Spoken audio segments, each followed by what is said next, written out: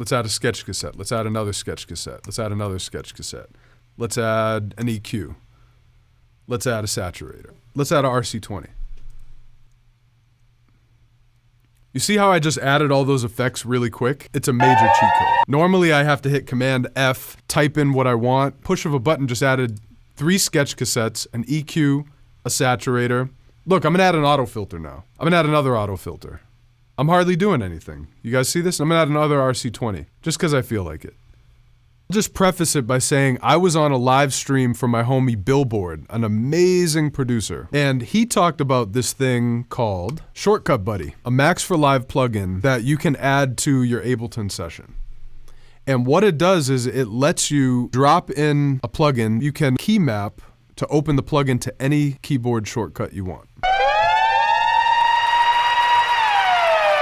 This thing is amazing. Amazing, amazing, amazing. Let's look at it. It's not free. When I see a Max for Live plugin that you have to pay for, I'm a little bit weary. It's 12 bucks, just go buy it, okay? There's no debate here. So this is what you do. On my default template, I have a chord track, and I just put this on that track. You can put it anywhere in the session. And I have a bunch of plugins I use. I set key commands to them. So if I hit Command K, it shows you the key commands.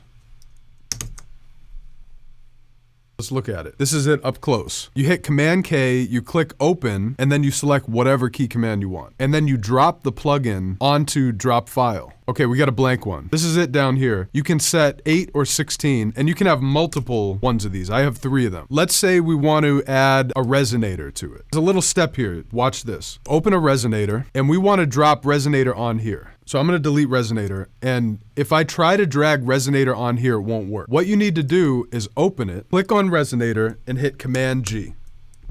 And it groups it. And then what you wanna do is save it, and you can call it whatever you want. You can call it SCB resonator.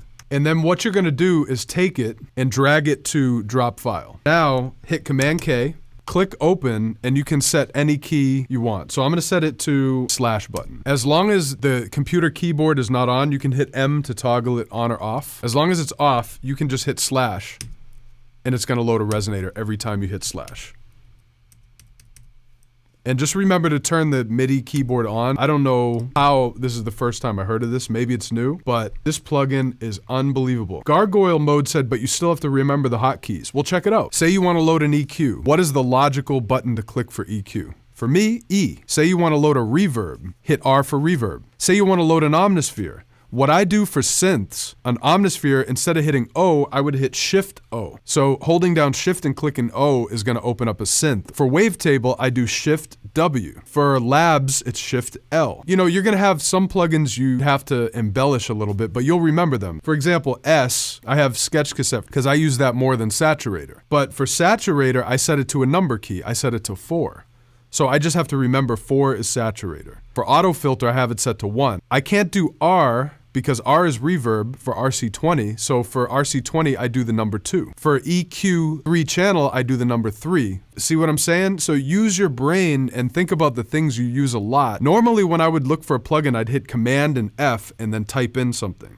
And then I'd have to scroll down, find it, double click it. I don't know if you guys already do stuff like this, but for me, this really helps out the workflow because you can quickly dial in the sound you want, not have to keep typing. Part of the awesome thing about Ableton is you can quickly type in a plugin you want and find it in a list. And I always like that, but this makes it one step quicker. You have instant access to what you want through shortcuts. I feel like every DAW should implement something like this. This works in Ableton 10, but it also works in 11. Like I said, you can load up multiple instances of this plugin, so you can have tons of key commands. I loaded up all my Drums That Knock kits into drum racks. If I hit Shift 9, the whole Drums That Knock Volume 9 kit, all the sounds that I put in this drum rack. And I know this isn't an Ableton 11 feature, but between this and between MPE, just the little features we have now, it's making music really exciting in a new way. Because sometimes, you know, it's not that music gets old, but the process can get old. The process can get dry. That's why I move between DAWs sometimes. But I feel newly invigorated with these tools that we have. Obviously not endorsed by them. I don't know them or anything. But when I see something I like, I want to share it with you guys.